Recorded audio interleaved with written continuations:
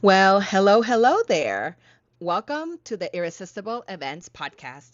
My name is Ana Andrea, the Irresistible Experience Creator. I will be your host and guide through this amazing experience. We're going to dive deep into what it is to create an irresistible experience for every single one of your events and how we can host events and produce experiences that are magical, exciting, fun, and obviously make us a lot of dough, convert not just in money, but also in changing lives. Welcome. Today's podcast is going to be all about creating irresistible experiences. I've been saying on threads that in 2026, we're going to see a surge of events. These events that are going to be 6 and 7 figures are going to be experiences first events. They're going to be small, curated, boutique style events where the audience experience comes first. And we're going to see how this trickles down all the other industries. Now, I know that this is a bold thing to say, or how do you say it? This is a bold prediction to make because before I know that after COVID in 2021 or so, some people were saying this, that the events have to have experiences, that they're going to be different, yada, yada, yada. But we are not seeing that fully yet. Some of the event hosts I see out there are actually already creating irresistible experiences, and I'm so happy about it. Like, my heart is so excited because now it's going to get solidified and we're going to see this first. Now, as an event host, you gotta think about what your guests' experience is way before the event actually starts. We are going to be intentional about creating these experiences from the beginning, from the topic that we choose, to the content that we provide, to the venue that we select, to the city that we're going to do this in, and everything from start to finish. You need to prepare your audience for the way the event is going to serve them overall, and you got to prepare yourself to achieve those goals of the event. So this is all in the planning stage. What I call it the design it stage, because we're not just going to plan an event. Anybody can plan an event. You are an irresistible experience creator, just like me. That's why you're listening to me. And no, you are going to become an irresistible experience creator, which is my goal, to create as many events that are irresistible experiences, because the bar is in hell. I've said it before, I'll say it again. The bar is in hell, and we gotta raise that bar. We cannot be hosting events that are circa 1999. I know that's a long, long, long time ago. I also think that 1980 was just 20 years ago. I know I'm Delulu about that. And if you are Delulu about that, you're my people, okay? So hear me out. We gotta design an event that is intentional in everything that we do.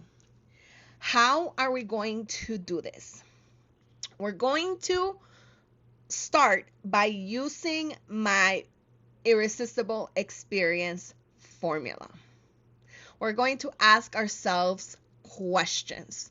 The better the question, the better the experience. And we're not going to leave any stone unturned. We're going to look at all of the details. That's one of my that's one of my superpowers. The details, that's one of my superpowers. The devil is in the details, and we need to make sure that we don't drop that ball because I want you to achieve your event goals, whether that is to build your email list, to grow your brand, to convert and sell out your programs, to making your audiences loyal AF, all of the goals, right? So how are we going to achieve all of the goals that we decided on episode number 1 in the event that we chose on episode number 2?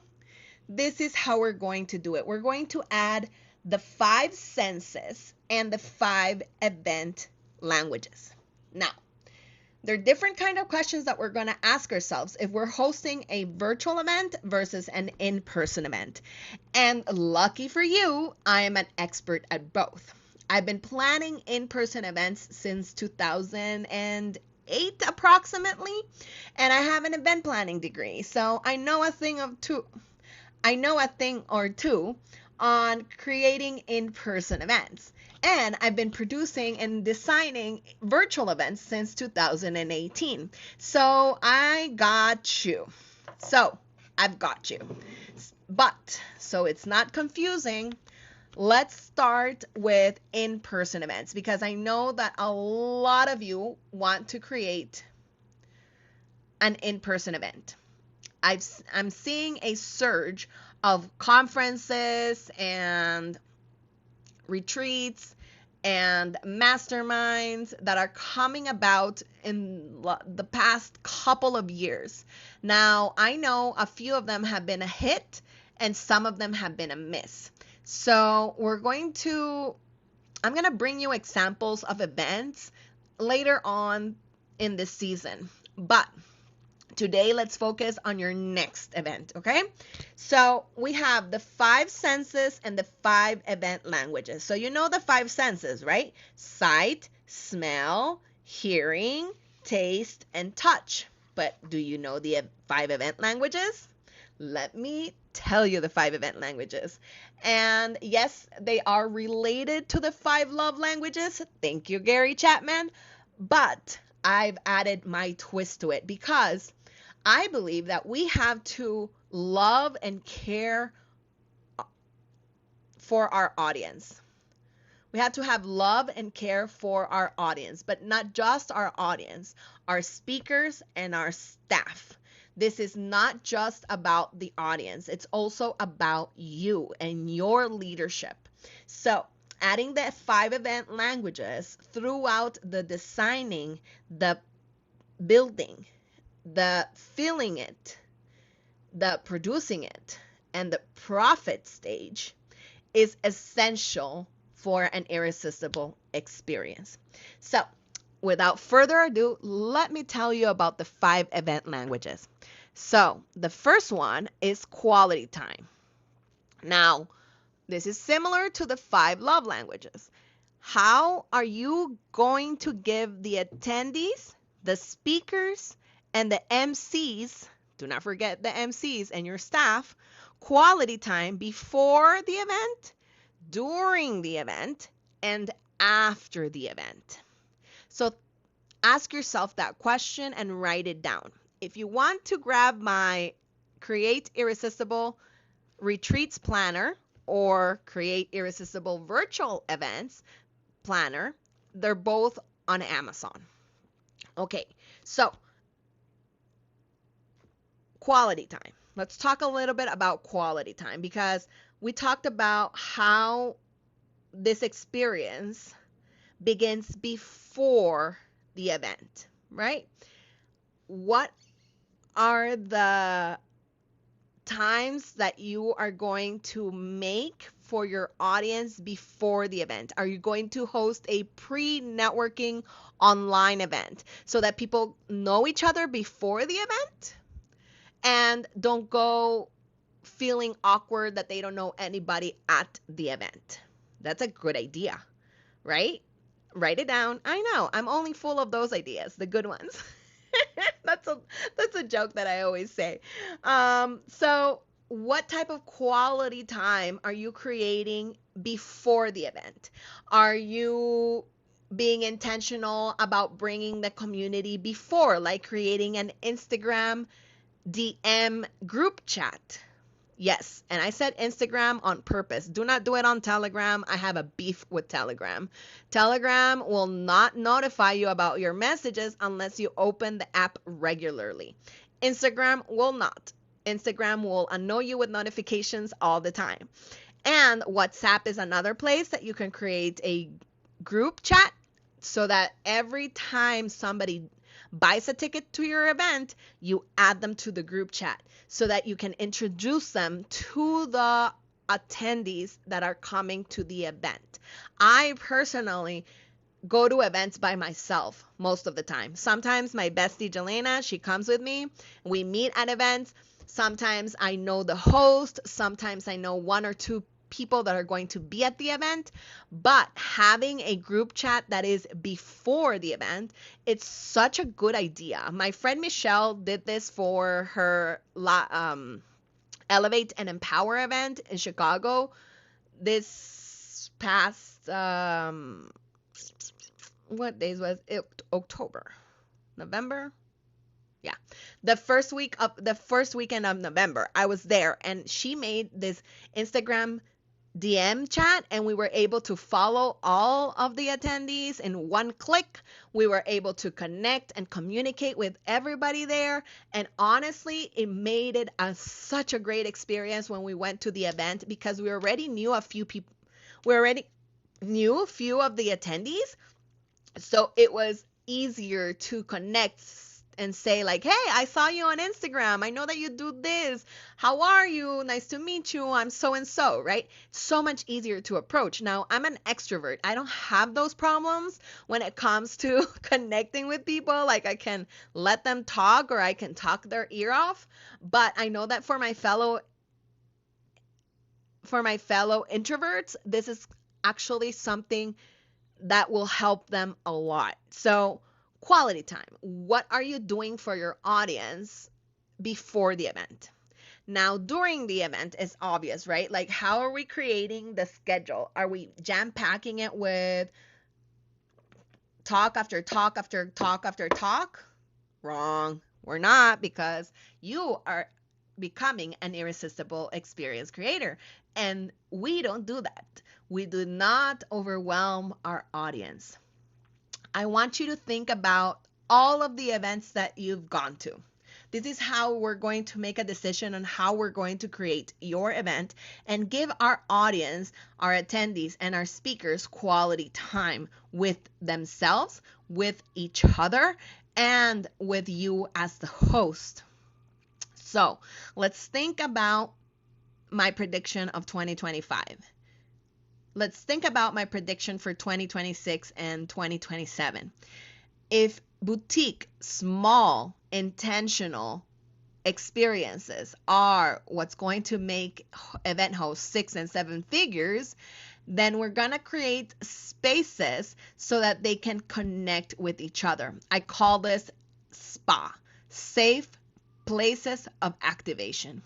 And why do I say safe? It's because we need to have a regulated nervous system in order for us to connect with other people in the event. If our nervous system is out of whack, we're not going to be able to feel safe in order to share, in order to make the right connection so that we can grow our business, so that we can expand our network, so that we can make more business friends. Whatever your goal is as an event host, well, as an event attendee, because you're also attending your own event.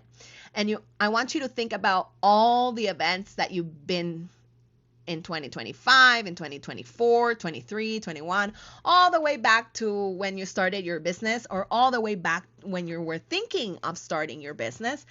What are the best things? And write this down, pause the podcast, get a pen and paper. I hope you're taking notes, and do a brain dump. Let's brain dump. What were the best things that happened at those events? What were the moments?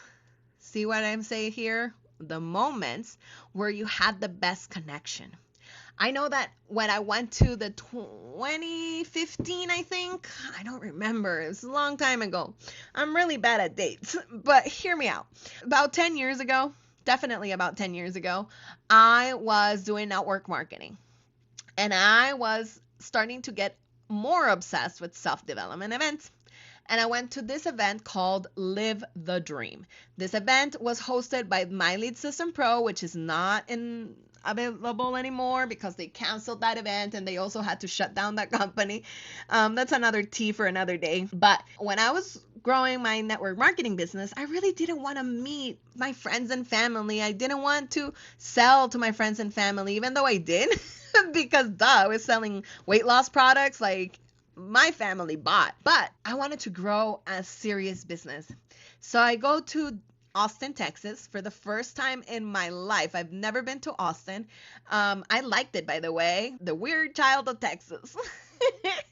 And I remember that the best moments I had was not only with my peers listening to the speakers, which was great, but the best times and the best moments were after the event, when we spent hours and hours talking with other attendees, with the speakers, with the big leaders. And I ended up in the room with all the speakers and all the 6 and 7 figure earners.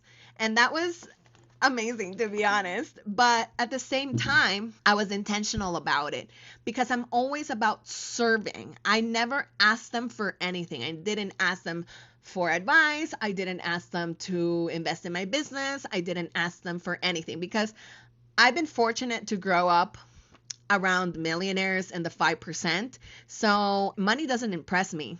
Big vanity numbers do not impress me. You know what impresses me? Your character, your personality, your ethics, your love of God. Those are the things that impress me. So I just talk to them like a normal extrovert. I'm like, hey, nice to meet you. Oh my God, this talk was amazing. Da da da da da. And then I ended up hanging out with them. By 2016, the next year, they invited me to the pre-parties that were only for the speakers. And then I got approached by other attendees that were my peers, and they would ask me like, Anna, how can you hang out with them? Are you making that much money? Blah, blah, blah. And I was like, nope, I'm just a level 1. I'm still learning. I'm still trying to do the thing. And they were like, but how are you here with all of them? And I'm like, I don't know. They became my friends. I was friendly. And then I asked one of my mentors, Diane Hockman, and I asked her like, hey, I have a question for you. And she was like, what's up? I'm like, why did you guys adopt me? Like, why did I end up hanging out with the big speakers and the big leaders, the 6-figure earners and 7-figure earners? I ended up in one of their Airbnbs, and we would hang out all night. We went out on the night of town before the event. And she was like, you know, Anna, we just like you because you're of service. You were always serving us, like in the sense of like, do you need some water? Do you need anything? Is there anything I can do for you? Like, you never asked for something for you. You were always asking what you could do for us instead. So that's one of my best moments in events, which are the pre-events, right? The pre-private events. So how can we create, going back to your event as a host, how can you create this safe space, this safe places of activation for your audience before and during your event? Now, I'll give you an idea. What about, instead of having 10 speakers in one day, why don't you cut that in half and create like breakouts? You know how on virtual events we have breakouts? What if before the event, are intentional in having your attendees answer a personality test like the 16 personalities, or a human design personality test, or the DISC. Okay, have them answer as well their goals, what stage in their business they're at, have them link their social media, and you are intentional about researching and doing a chart on your audience and seeing how you can mix and match them so that they can complement each other in groups and create this breakout rooms where you can actually help them connect. Don't say, Anna, this is too much work. Listen, do all these things and put them through ChatGPT and have Chat create the mix and match. Like, you don't have to do all this. This is why we have AI now. Like, use it as a tool to help you figure this out. And it's going to create such a great experience for your audience. And I'm talking about events that are less than 150 people, okay? If you're doing bigger events, like, this is way harder to do, but it's still possible if you do it with AI and people turn in the things before or when they buy the ticket. So do a little bit more effort, run it through AI, and mix and match people and create breakout rooms and safe spaces of activation around the event before and during the programming and after the speakers have spoken, so that they can get things done as well, like implement whatever the speaker is teaching. Like, be intentional about the quality time that your audience receives from you, from each other, from the speakers, and it's going to be a better experience. Because I saw a statistic that honestly me off. Only 1% of the people actually connect because everybody else just small talks. So what if you create safe places of activation where people go deep and they don't, go around the bush and like, oh, I have 3 kids and I live this place and I came from this other place and oh my gosh, the weather is so cold right now, blah, blah, blah. No, like, let's cut the small talk to the minimum and let's bring that 1% of connection to the maximum. Deal? All right. I've spent too much time in the quality time section, but this is probably going to be a long podcast. I'm so sorry, but not sorry, because I want you to become an irresistible experience creator. And do not forget to create also quality time experiences after the event. Now, what is event language number 2?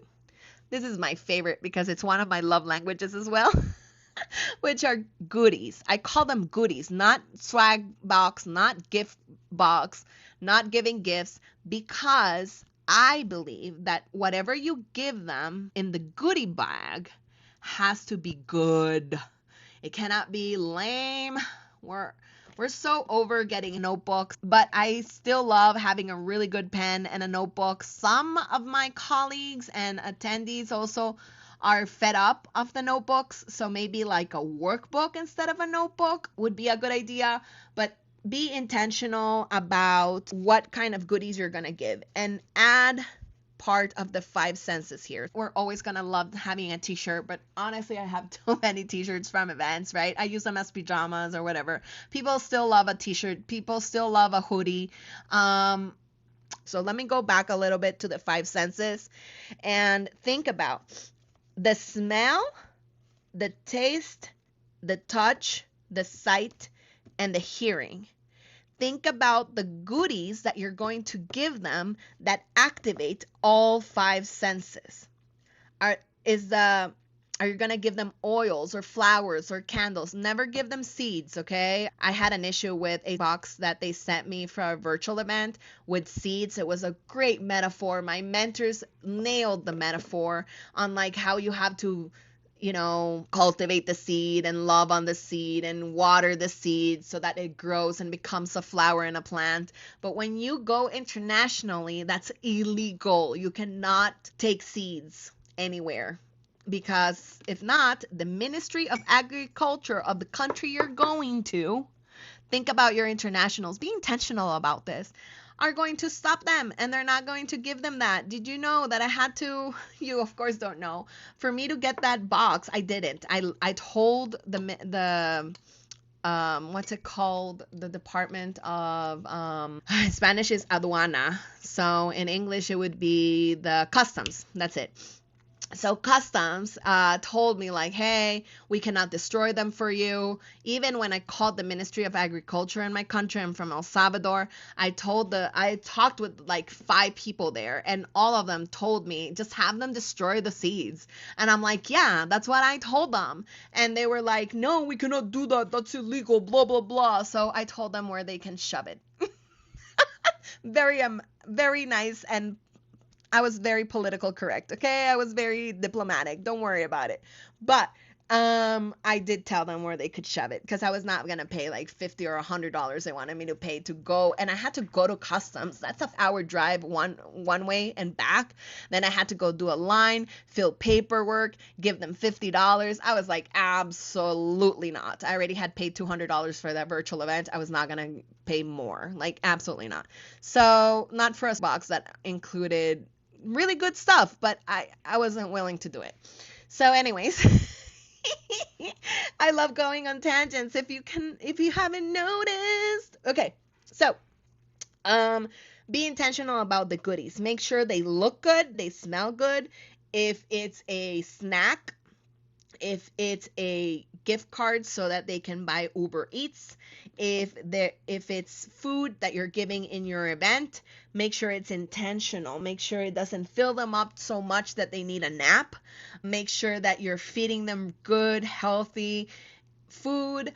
And especially if it's a wellness and health event, do not feed them fast food. Like, what are you thinking, right? And easy to eat and clean up, but yummy. Always think about being yummy. I'm a foodie and I travel for food. So for me, food is essential, important, the top of the list. So, yeah, be very intentional about this in the goodie bag. Make sure also that they can travel with it. So if you're thinking about the goodies, always think about things that they can travel with that doesn't take a lot of space, because a lot of people just travel with carry-ons and backpacks, and not everybody as crazy as me that travels with a checked bag. But I only travel with checked bags if I'm traveling for more than a week. But if not, I travel with a carry-on, and a lot of people do that too. So make sure that you're not adding too many pounds to their luggage. Now, I'm going to give you a very good example of a goodie bag. My friend Michelle Thames, she hosted the Elevate and Empower conference, November 1st, 2025. I was there. I told you about it. She gave us one of the best goodie bags I've ever had in my entire life. She had sponsors give us a cuticle pen with oil so that we can grow our nails, because we're girls, we love that stuff. She had a sponsor give us hair oil so that we could grow our hair. She also gave us a little workbook, not a big one, a really good pen. Actually, I have 2 pens from her, because one was a purple one with her branding and the other one was from one of the sponsors. She also sponsored with the I Choose movement, and they gave us a deck of cards that on one side it says I choose, and on the other side, really good stuff. I've been using it every single day, and I love the I Choose movement because I choose my attitude. I choose to do things. I choose to not do things, right? So I love that. I use it every single day. The only thing I don't really love about the package is that it comes in a little bag. I would have preferred a little box, but the bag is easier for travel, so gotta balance that out. What else did they give us in that goodie bag? Some snacks, water. I've gotten vitamins on goodie bags, which is a great idea as well, like liquid IV. I've gotten What else that is super cool? Oh, my friend and spiritual coach Raquel, she launched her anthology, Say Yes to the Whisper, where I wrote a chapter. And she gave us these beautiful bags that have a verse on them. Mine is Proverbs 3:5, which is trust in the Lord with all of your heart. And that honestly spoke to me. Okay, so be intentional about goodies. I'm giving you great examples. Anyways, let's continue to the third event language, which is actions. Now, how are you going to serve the attendees, the speakers, and MCs with love before, during, and after the event? So, how are you going to serve them? How are you going to be intentional about every action that you take? When you communicate and set expectations, that's an action. When you tell them, hey, we're going to have a dress code, these are the colors, please come prepared, then you're being intentional with your actions. And people know the expectations. And if we set expectations, we're going to, guess what?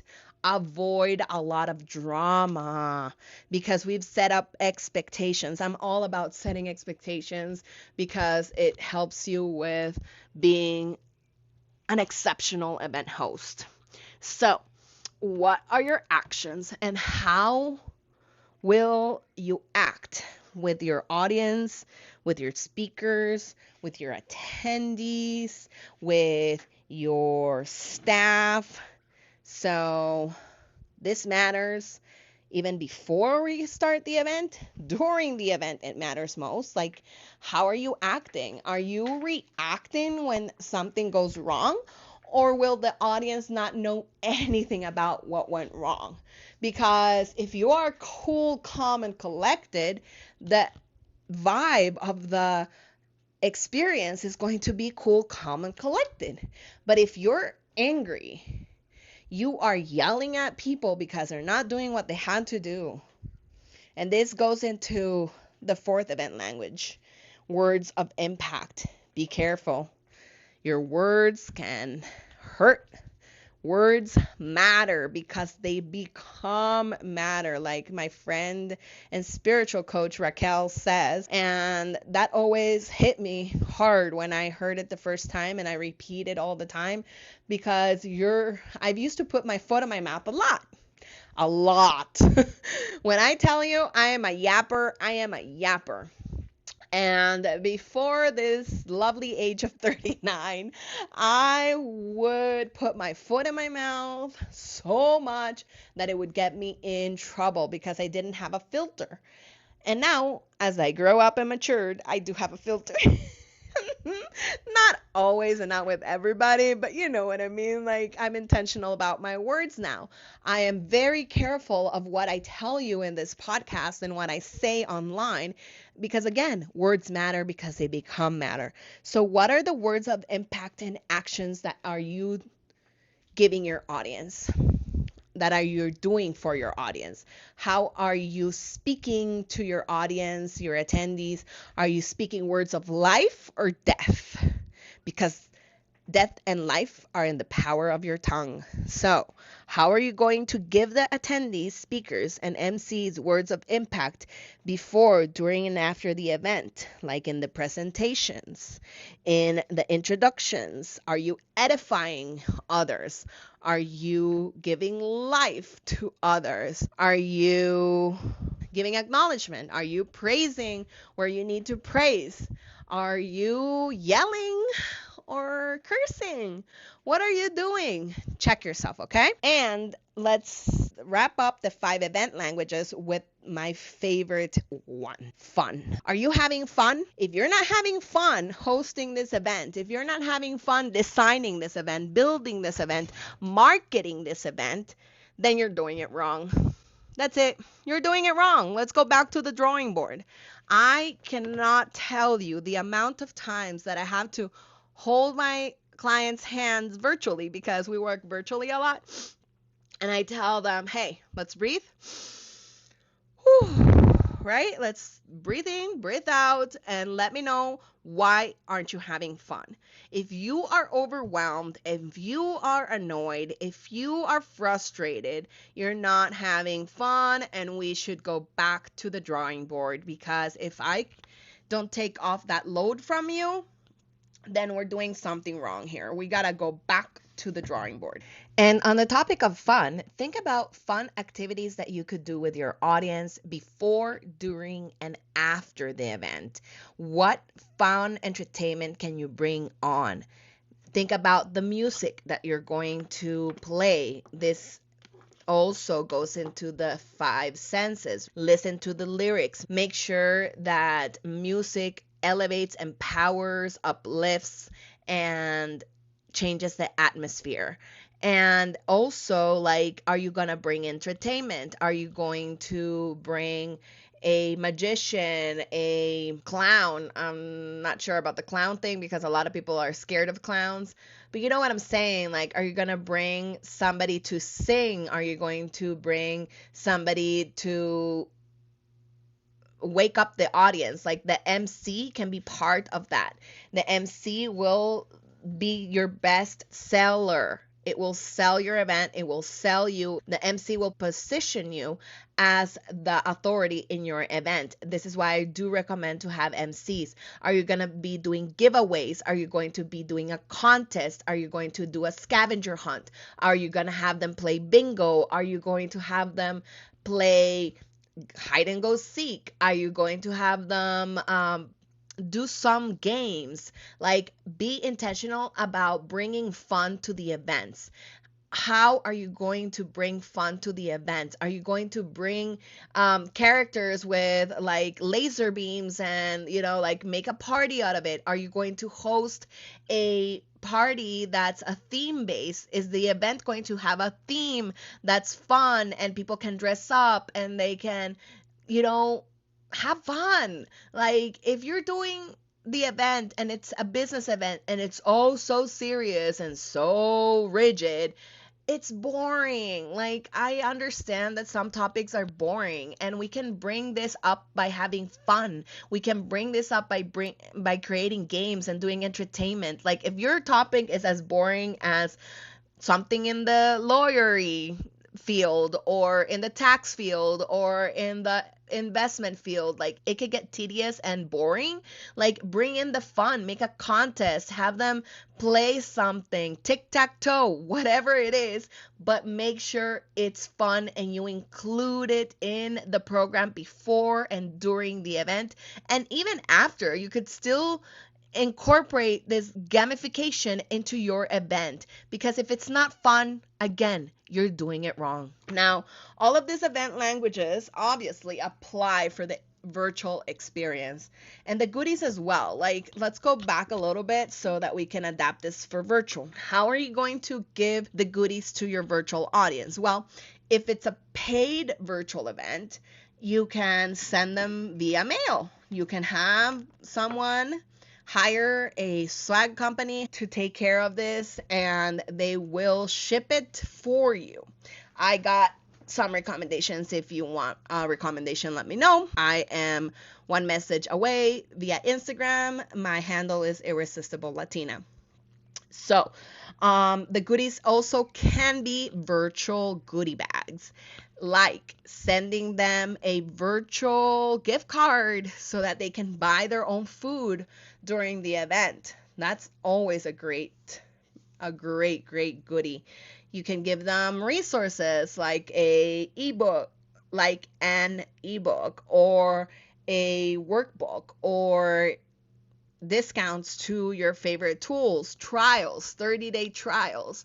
That's a good goodie bag. You could also give them one-on-one time, access to you via chat. There's so many things that you can create, resources that you can create virtually that you can give your audience.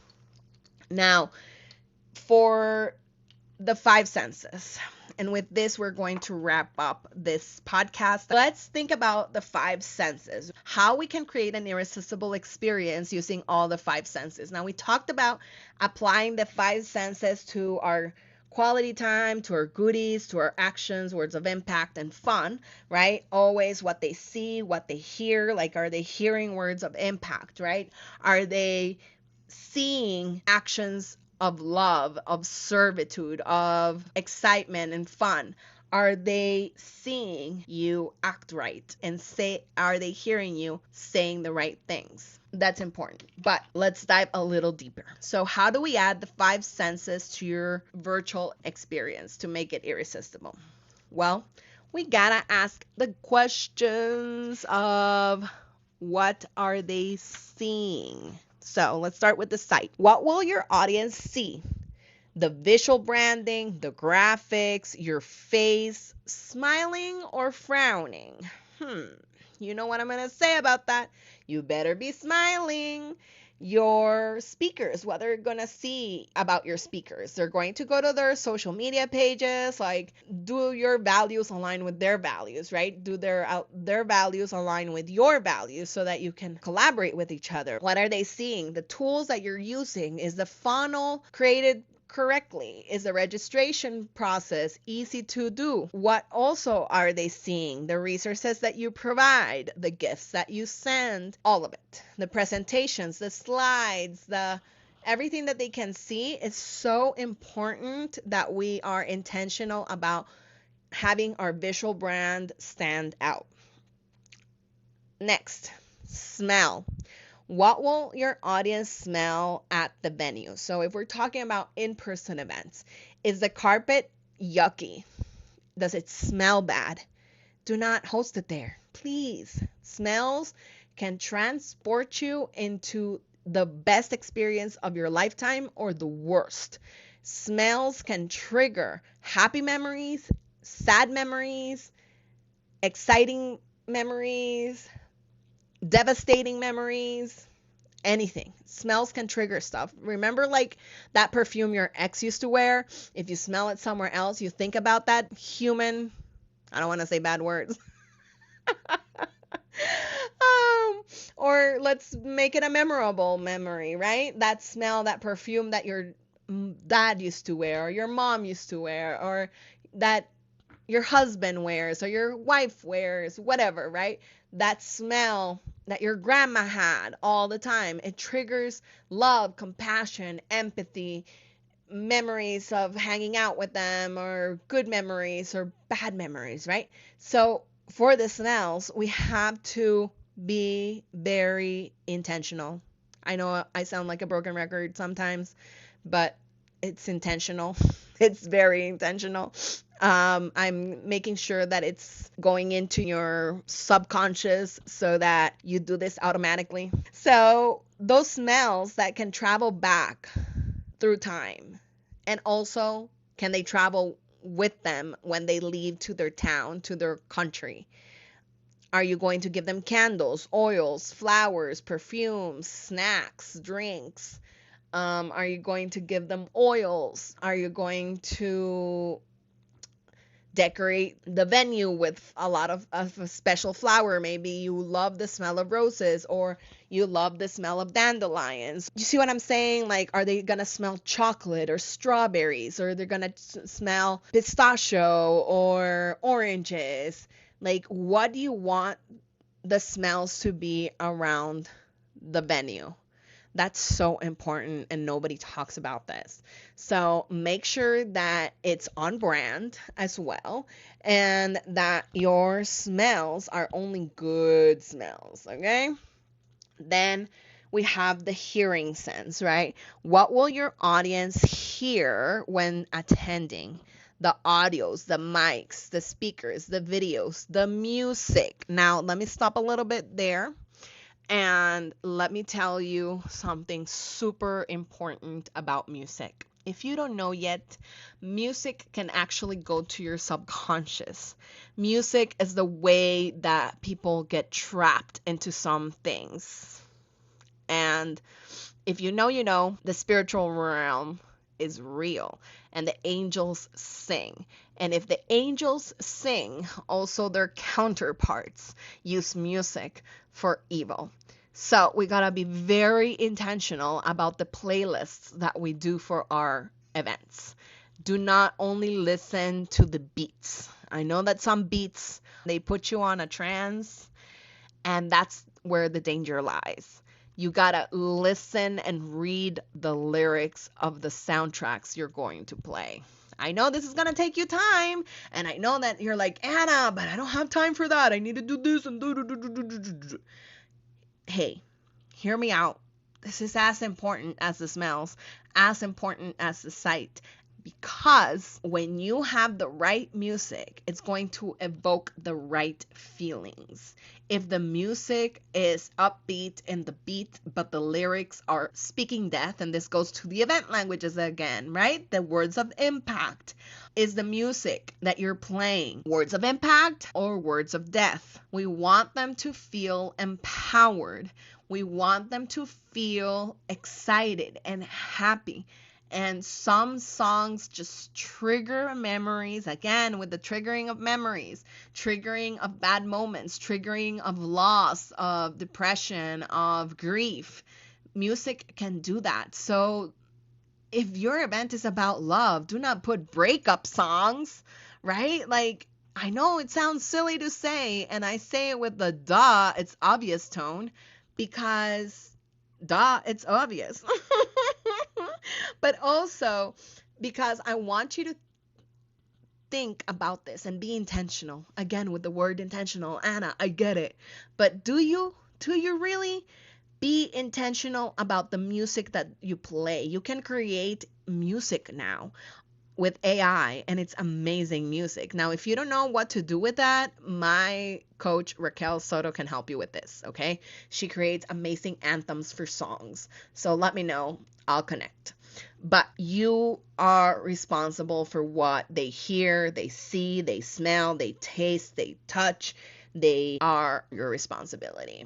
And your tone of voice and the way you speak to people, not just what you say, but the tone of voice. My grandma has a saying. She says, el tonito, the tone.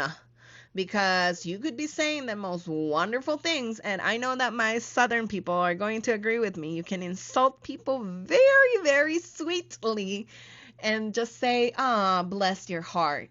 But we all know, well, not everybody knows that that's an insult. Right? So because of the tone of voice, we know. But tone of voice goes hand in hand with body language as well. So make sure you're intentional about the lyrics that you play, the beats that you play, the tone of voice that you speak to your audience, your attendees, your speakers, and your staff. The audience is paying attention how you speak to your staff. If you're a mean person, bitch kind of person, the vibe is gonna be felt and the experience is going to be ruined. I'm so sorry. But you could say, oh, Anna, but I did everything that you said. But did you talk to your staff in a wrong way? And did your audience feel the vibes? Maybe you're trying to hide it. That cannot be hidden in the spiritual world, and the vibes can be felt, especially if you have a lot of people that are sensitive to that in your attendees. Now, you got to think about these things, and I don't want you to freak out. Okay, let's take a deep breath. This is easy as it gets applied to every time that you make a decision. You just pass it through these filters, right? Now, taste and touch is very self-explanatory, right? What will your audience taste when they receive their goodie bag? And what will they drink or eat at home if it's virtual? Now, if the touch is a little complicated for you for virtual, you just have to tell people and activate it through your words. The taste, the smell, and the touch. For virtual, the difference is that you can activate it through your voice and what you tell them to do.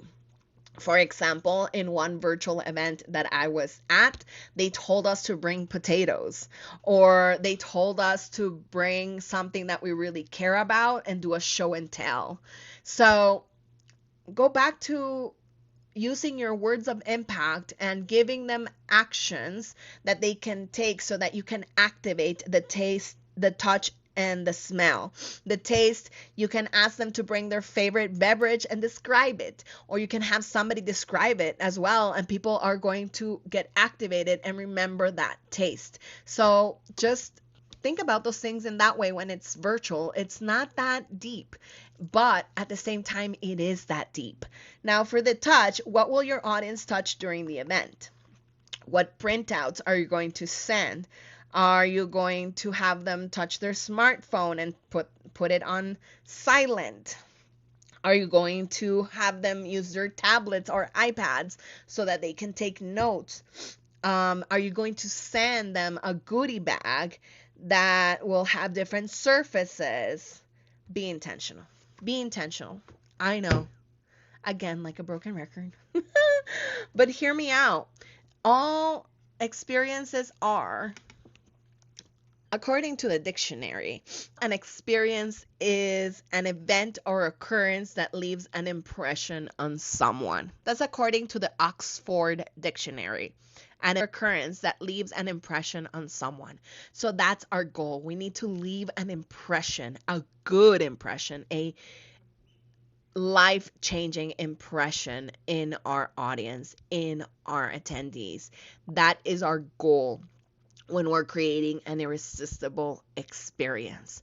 So if you like this episode, you know what to do. Like, comment, share, download, tell your friends. And also, if you need extra help, you can find my planners on Amazon, or you can hit me up on Instagram, and I have VIP days that I can help you create these experiences in one day, or help you choose your virtual event in one call. I got a lot of offers that you can take, and we can make your events an irresistible experience. I'm so happy and grateful that you stayed this long and that you enjoyed this episode. Hope you have an amazing day. Bye-bye. God bless you. Walk into the space and the mood is set. Every detail flows like a silhouette. You create moments that feel like sunrise. Soft but powerful magnetic rise. You're not here for noise, you're here for design. Crafting experiences that shift the mind. This is for the visionaries who build with heart and intuition. Leaders shaping futures with an elevated, clear ambition. Set the vibe unforgettable. Make the moment feel intentional. Let the journey feel alive. Let the energy be emotional. From the welcome to the closing, to the yes that feels just right. This is how you lead a room. This is how you spark the light.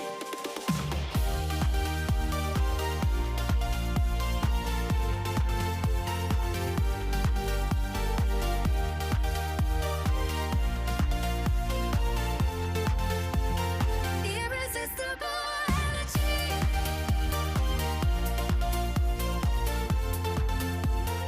Elegantly powerful.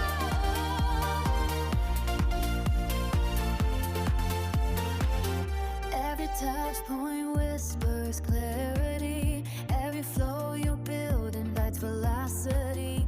You're not hosting, just